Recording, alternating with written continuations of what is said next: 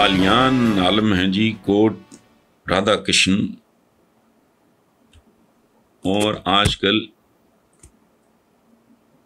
Algeria में मुकीम है। शायद पहली बार मैं सुन रहा हूँ, मैं गया हूँ हालांकि अल्जीर, तो बहरहाल मैं पहली बार अपने किसी पाकिस्तानी भाई का सुना जो वहाँ सेटल्ड हैं या जॉब कर रहे हैं, जो भी है। वो कहते हैं जी कि अगर आज पेट्रोल की कीमतें मुल्क की तारीख की बुलंद तरीन सतह पे हैं, तो क्या इस मुल्क के सिविल, मिलिट्री, ब्यूरोक्रेट्स, जजेस वगैरह, एमएनएज, शमनेज वगैरह को पेट्रोल अलाउंस ख़त्म नहीं कर देना चाहिए? अगर 15,000 रुपए माहाना कमाने वाला अपनी जेब से पेट्रोल खरीद सकता है, तो बड़ी बड़ी तनख्वाहें लेने और मराहत लेने वाले पेट्रोल खुद क्यों नहीं खरीद सकते? मैं आपको क्या जवाब दूं? ये देखें, ये प्रो अवाम निज़ाम है ही नहीं, ये एक मुनसिफाना निज़ाम है ही नहीं, ये जमहूरियत है ही नहीं। मैं जो इनको कहता हूँ, तो बहुत सारे लोग मेरे बारे में काफ़ी बकवास करते हैं, उनको बात समझ नहीं आती। ओ भाई, जिस आदमी के पास पाँव के नीचे ज़मीन अपनी नहीं है, जिसके सर पे छत अपनी नहीं है, जिसका अपना तहफ़्फ़ुज़ नहीं है, कुछ भी नहीं है उसके पल्ले, उसकी राय कैसे अपनी हो सकती है? वोट क्या है? वोट राय है। ये जो मैं कहता हूं ना कि कीमे वाले नान नाचते हैं जलसों पे, अगर वो को बात है, किसी पॉलिटिकल पार्टी का फंक्शन देख लें, अल्लाह माफ करे, जब खाना खुलता है, कभी वर्कर्स को देखा आपने? तो ये जमहूरियत है, ये आइन है, फलाना है, किधर है? ये अभी जो लड़का पकड़ा गया है, पता नहीं क्या जतोई, मुझे तो नाम भी उसका भूल गया है, वो कत्ल करने के बाद, विक्ट्री के निशान बनाने के बाद ऑफिशियली वो जेल में था, बाकी वो अपनी मौज कर रहा था। वो जो कोयटे का वाक़या है, पूरी दुनिया ने देखा वीडियो पे। अच्छा, ये अभी पता नहीं कोई जो पता नहीं नूर मुकद्दम नाम की वो खातून थी, वो मर्डर जिसके हाथों हुई, तो लोग मातम कर रहे हैं। जब वो पकड़ा गया था, तब लोगों ने देखा उसके लिबास पे खून के निशान थे। तफ्तीशी ने कह दिया है अदालत में कि जी इस पे, इसके तो कपड़ों पे खून का निशान है। तो छोड़ें आप अपनी कोई सियासी जमात क्यों नहीं बनाते जिसमें आप उन लोगों को इख्तियारात से नवाजें जो अहल, काबिल और ईमानदार हों। मोहम्मद इमरान साहब, आपकी मोहब्बत का, आपके एतबार का, आपके एतमाद का, आपकी बंदा नवाजी का शुक्रिया, लेकिन भाई मेरा मुझे ये बताएं कि मैंने ऐसी कौन सी गलत हरकत की है, या मेरी कौन सी बात आपको इतना नागवार गुजरी है कि आप मुझे बद्दुआ किस्म का ये मशवरा दे रहे हैं? देखें, पहली बात तो ये है कि अल्लाह पाक ने हर आदमी को हर काम के लिए अहलियत, सलाहियत नहीं।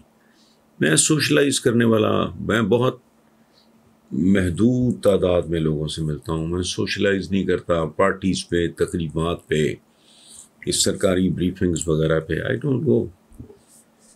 तो मेरा तो टाइप नहीं है। मैं बेसिकली बचपन से ही ना, मुझे मैं लिखने पढ़ने का, ये नहीं कि मैं को बड़ा काबिल स्टूडेंट था, नहीं, लिखने पढ़ने से मेरी मुराद ये आवारा किस्म की पढ़ाई ये वो। मैं एक अच्छा स्टूडेंट था, लेकिन मेरे को टॉपर शॉपर या कोई इस तरह का कतन नहीं। इसका मतलब ये नहीं कि मैं बड़ा पढ़ाकू था, but I enjoy reading, writing, मुझे अच्छा लगता है।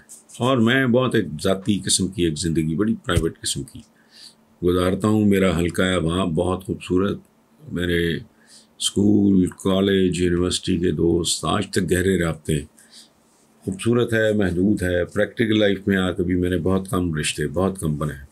तो मुझे आप यकीन करो कि बचपन से ही ना ये सियासत से मुझे पता नहीं, घिन आती है, नफरत है। स्कूल, कॉलेज, यूनिवर्सिटी, इस काम से ही नफरत रही। इंतहा ये है कि कॉलेज तक मेरे एक बहुत ही प्यारा दोस्त ओलंपियन था, पाकिस्तान की हॉकी टीम का स्टार था, अरशद चौधरी। मेरा बचपन का दोस्त है अख्तर रसूल के, वो अपना फर्स्ट कज़न भी थे और उनके ब्रदर इन लॉ भी। मेरा बचपन की दोस्ती थी जो अरशद अल्लाह करी के रहमत करे उसकी मौत तक जारी रही और आज तक जारी है। मैं बहुत रेगुलरली उसको याद करने वाला हूँ। तो उसकी बड़ी ख्वाहिश थी, वो खुद तो हॉकी का स्टार था, पहले उसकी ख्वाहिश थी कि मैं हॉकी खेलना शुरू करूं ताकि हम ज़्यादा से ज़्यादा वक्त इकट्ठे गुजार सकें, क्योंकि शाम को ज़ाहिर गेम्स वगैरह का सिलसिला होता। फिर जब उसने देखा कि ये इधर नहीं आ रहा तो फिर उसने ना मुझे बड़ा जोर लगा के ना कोशिश की कि मैं पॉलिटिक्स में, कोई कॉलेज में इलेक्शन, स्कूल में होते थे और टाइप के इलेक्शन, कॉलेज में। मैंने कहा नहीं, मैं वजह क्या है। तो मैंने एक बार अरशद को बताया कि यार मुझे भिखारी पे रहम आए, तरस आए, और बात है भीख मांगना अच्छा नहीं लगता। भीख मांगने वाला भले नोट मांग रहा हो चाहे कोई वोट मांग रहा हो, है भिखारी। तो मुझ पे रब्बुल इज़्ज़त का, मेरे रब का, मेरे खालिक का इतना बड़ा, मेरे पे बहुत सारे एहसानात हैं, बहुत सारे अनगिनत, जिसमें मैं समझता हूँ कि सबसे बड़ा एहसान मेरे रब का मुझ पे ये है कि मैंने ज़िंदगी अपनी ही शराइत पे गुजारी। आई वॉज 18-19, 20 साल की उम्र में मैं वो घर के जबर क्या, अल्हम्दुलिल्लाह, मतलब आई लव्ड माय फादर। आज भी हमारे पूरे घर में मेरे वो जो मुझे डिक्टेट कराना चाह रहे थे, जो मैंने डिक्टेशन लेने से इनकार कर दिया। मैंने कहा मैंने सिविल सर्विस नहीं, मैंने पढ़ाई लिखाई का काम करना है। तो इस तरह तो घर बार ही छोड़ दिया था। मैंने कुछ चंद दिन पहले कॉलम लिखा था कि जिस काम के लिए घर छोड़ा अब वो काम छोड़ने को दिल कर रहा है, जो मुल्की हालात है। सो इसलिए प्लीज़ आप मुझे अपनी दुआओं में याद रखें। आपकी मोहब्बत का बहुत शुक्रिया, लेकिन मुझे प्लीज़ ये मशवरा नहीं, बड़ा गंदा काम है। और ऑन टॉप ऑफ एवरीथिंग, मैं शायद जिस तरह का मैं मुस्तकबिल देख रहा हूँ, मैं शायद मैं मतलब सोचता भी, लेकिन अब तो उम्र का वो हिस्सा है कि चल चलाओ का वक्त है। This is packing up time. ठीक, ये शायद खान साहब हैं जी पेशावर से। वो कहते हैं जी फवाद चौधरी ने कहा कि नवाज शरीफ को खुद ही हया करके मुल्क वापस आ जाना चाहिए।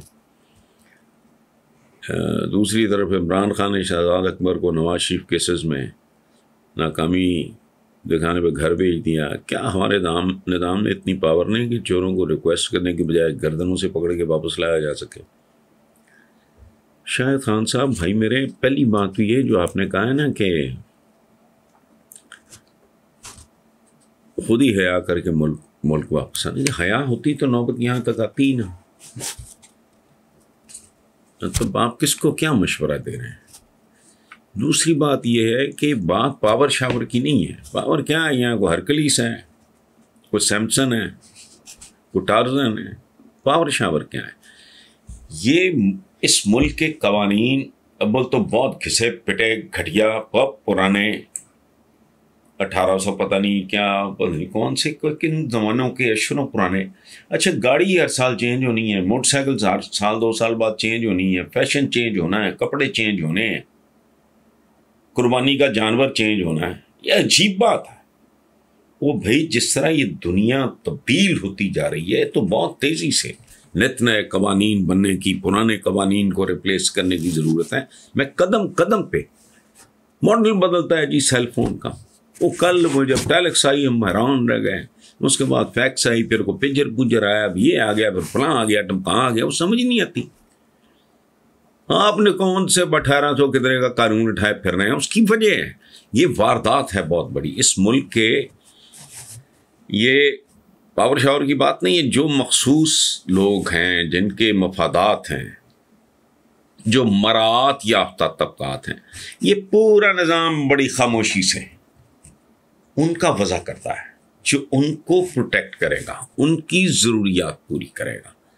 और होगा क्या कि जो बचा खुचा अगर होगा, इन टर्म्स ऑफ जस्टिस मैं बात कर रहा हूँ, खाना का नहीं। एक तो ये है ना कि बचा खुचा है जी गरीब गुरबा को दे दो, यही हाल इंसाफ का है। जब उनको पूरा इंसाफ मिल जाता, बाकी कहते हैं यार को देखो इधर भी को दो चार अगर इनके आगे भी इंसाफ की हड्डियाँ फेंक दो, और इसके अलावा क्या है। मैं अभी शायद मिसाल दे के हूँ, ये कल के प्रोग्राम में मैंने ये बात की, वो जो ज़हर जाफर का केस है वो दुनिया पीट रही है कि जब ये पकड़ा गया है तो खून आलूद थे इसके कपड़े, अब तफ्तीशी कर रहा है जी इसके कपड़ों पे तो खून ही कोई नहीं था। तो जहाँ ये हाल हो, निज़ाम जब तक जौहरी तब्दीलियाँ नहीं आती, मैं तो बार बार कह रहा हूँ, कुछ भी नहीं होगा, उल्टा लटक जाए कोई भी नतीजा खेज हो ही नहीं सकता। बिकॉज निज़ाम एक मशीन होता है, एक कपड़े धोने की मशीन है, आप उसमें चाहेंगे आप उसमें कोई मतंजन बना लें तो वो तो नहीं हो सकता। It is meant for a certain, उसका एक रोल है। कपड़े धोने की मशीन है, वो कपड़े धोएगी। अवन है, वो माइक्रोवेव ओवन है, उसका एक अपना इस्तेमाल है, उसके अलावा करोगे तो जाहिर है वो मिसबिहेव करेगा, उल्टा पड़ जाएगा।